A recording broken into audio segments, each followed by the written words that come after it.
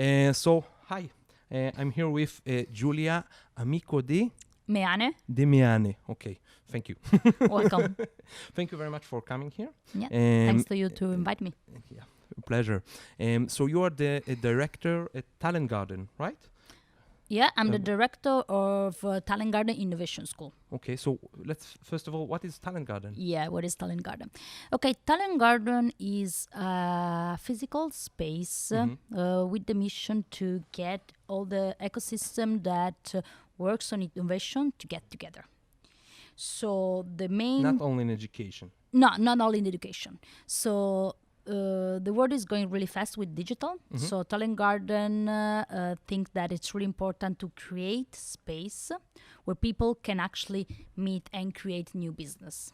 So the main business unit inside Talent Garden are two. The first one is co-working. So we have 23 campuses around Europe where people can go and work. Just people that work on innovation and digital. Okay. So we have freelancer, we have a startup, we even have corporate. They rent some desk in our space because to send their employees because they want them to get in touch with the innovation. Yeah, that's the point.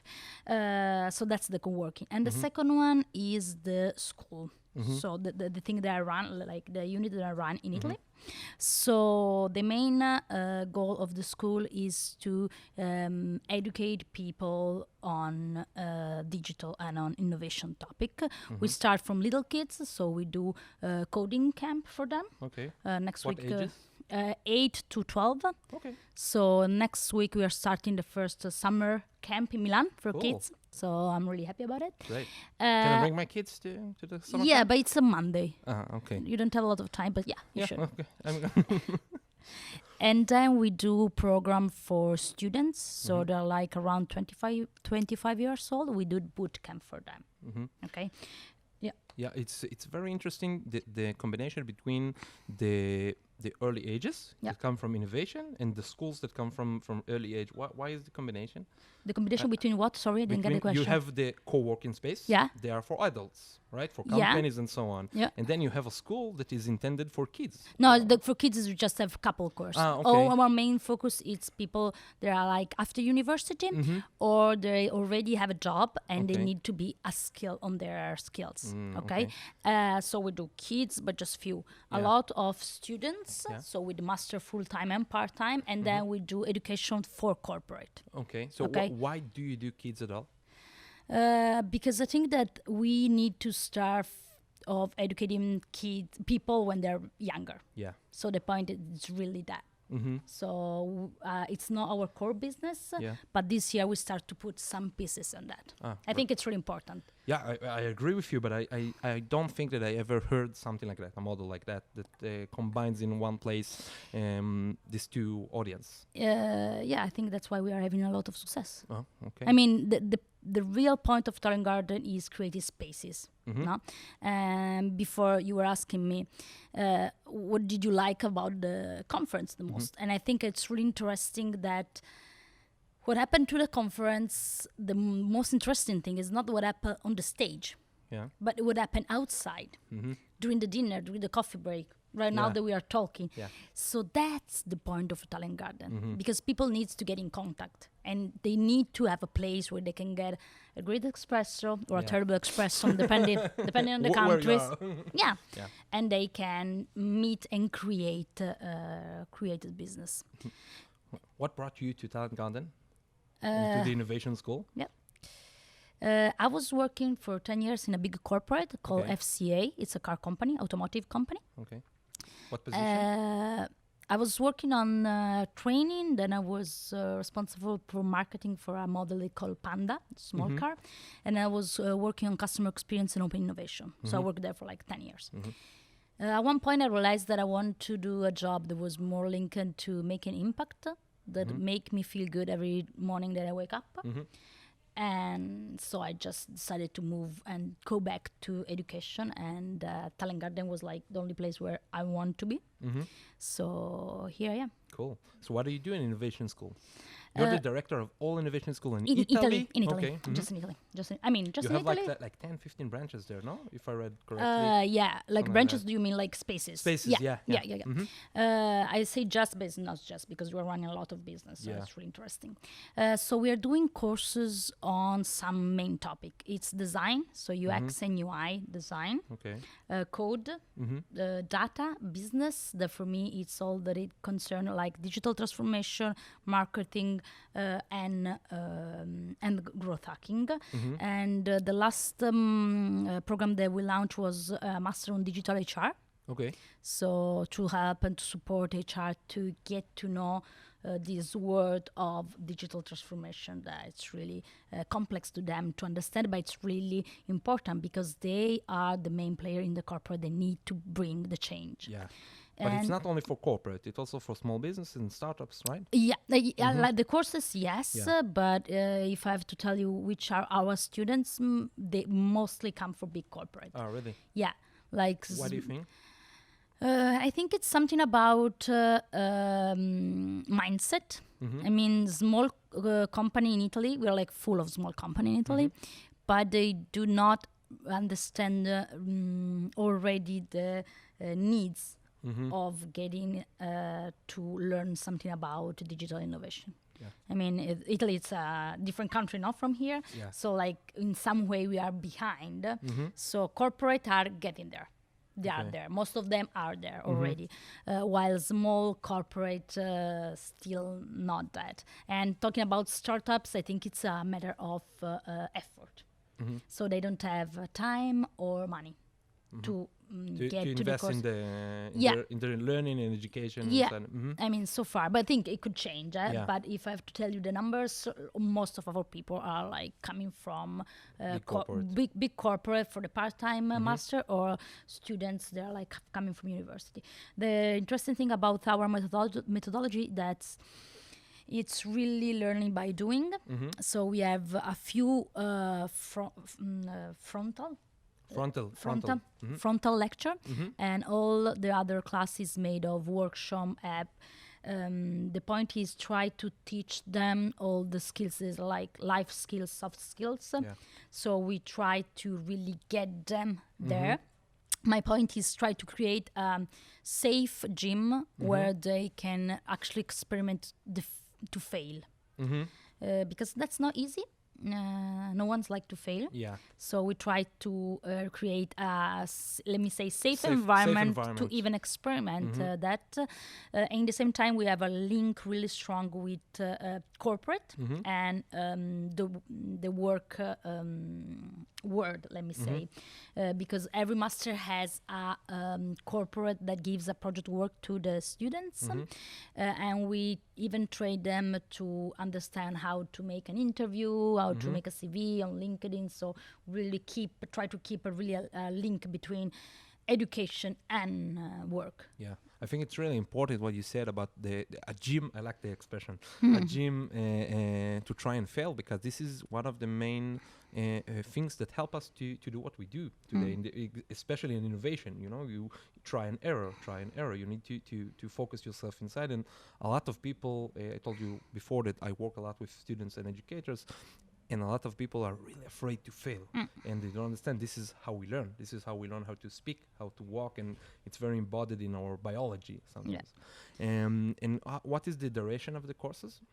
We have full-time courses. They're like 12 weeks. Okay. And then 6 months of stage. So we help them. So you give the stage there, really? No, not to them, but like we help them, we support them to find the stage. Okay. Okay. Right. And for part-time, we have 6 weekends because there are people that are already working. And you were saying about failure. I think it's interesting to even push, and this I'm thinking more about my team, but even with students we do that, to push people, and I even do this with myself, push people outside their comfort zone, because I think that's the only way to make people realize that they can do it, and even if it's not working, that's good. I always say to my team, don't be afraid to fail. I will pick it up. I will pick you up. So don't worry, you can do it. But it's not easy, because we all hate to fail. Myself first. Yeah, of course. Everyone. But I think it's a good muscle to have. Yeah. To not be afraid to fail. I have a good friend that always said with his team he's doing makerspace. Yeah. He's got a makerspace, when you build robotics and so on. And he always says in their makerspace they say if you force succeed, it's okay. if you get it in the first time, it's not too bad. It's okay. Don't feel wrong. They really encourage people to try and fail. I want to ask you about assessment a little bit. How do you do the assessment? How do you know that the course is working? How do you know how does a student know that he done it? How do you know the success? Okay. For students, what we do, like every week, we check their in and out knowledge about content. Yeah. With exams or what? They have like a brief assessment. It's really brief. It's on content. So every week I manage... ABC questionnaire? Yeah. Okay. And every week I manage 3 things. Quality, so the quality of the product that we deliver to them. Okay. The main KPI, stress. So we monitor how stressed they feel. Okay. And competence. So how much they reach. So that's one thing. But I think that the most important thing for them, and for me too, that I see that we are making the impact, is to see them at the beginning and at the end. Because the first 2 days we ask them to work on a project work and to pitch. And I'm there while they pitch to me. And they're terrible. Like after the first 2 days, they're like terrible. Like they're really bad. They don't know how to pitch. They talk a lot. It's terrible. At the end of it, they pitch the project work of the corporate. Yeah. And it's amazing to see how they change. And they can feel it too, because everything's changed, the way they present, the idea. It's completely different. Actually, like last week, I was there while the pitch, the final project work. I was really impressed because they were really good. Yeah. So a part of the KPIs, you can really from outside, you can really tell the process of changing. And you can notice not just from outside, like even them, they can notice how they've been changed a lot. Wow. And means from them, if I talk about the B2C part, so the master, for some of them, it's really a turning point in life. I think that all of us, if we think about our educational experience, we had some experiences that were really important. I mean, even if I think about myself in my life. So I think that what we give is, especially in the B2C, like really a turning point. Sounds for interesting. For some of them, because they understand what they want to do. I don't know. That's really that's the reason why I choose my job. Yeah. Because you seem really enthusiastic about what you do. Yeah. Tell me, what brings you to Israel? Well, what brings me here, the beaches. Yeah, the beaches. No, the guys running at 7 o'clock in the beaches. Okay. Never saw somebody like that. No, I think there is really where innovation is. Innovation is happening here. Yeah. So it was really important for me to come and to see what it's happening here. So I think was one of my main way of learning is to copy. Okay. I love to copy. I think it's a wonderful thing, and it's really important. It's a really important thing to copy things that you like. Like whatever, could be a dress, could be everything.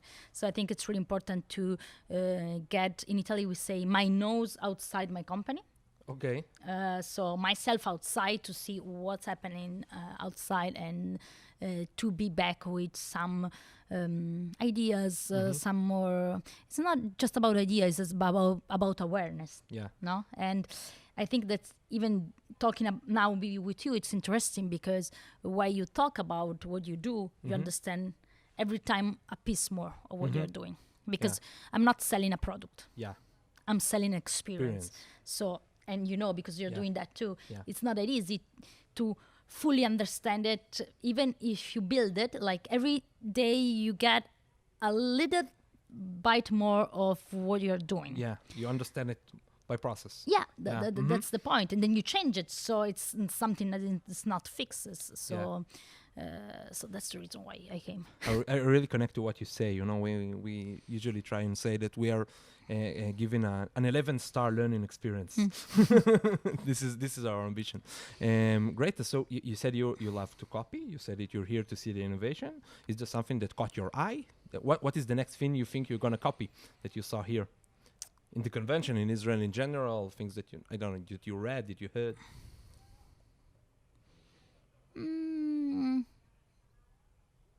I don't know, maybe before we were talking about gender balance. Yeah. Maybe I think I need to be focused and focus my team more on having a better gender balance on our faculty. Our faculty are professionals that work for us in classroom. Mm-hmm. So I think that's something that really need to reconsider. No, just to pay attention of, because sometimes we just forget it. And then once again, when you go out science, you ask yourself, I ask myself if what I'm doing is going in the right direction or not. So that's the first thing that come to my mind, I saw that I want to copy or like to pay attention. Just to pay attention. Because sometimes things just change if you pay attention to, no? If you notice. Yeah, like awareness. I don't know, awareness is not the right word in English, but not the right word. I think it's awareness.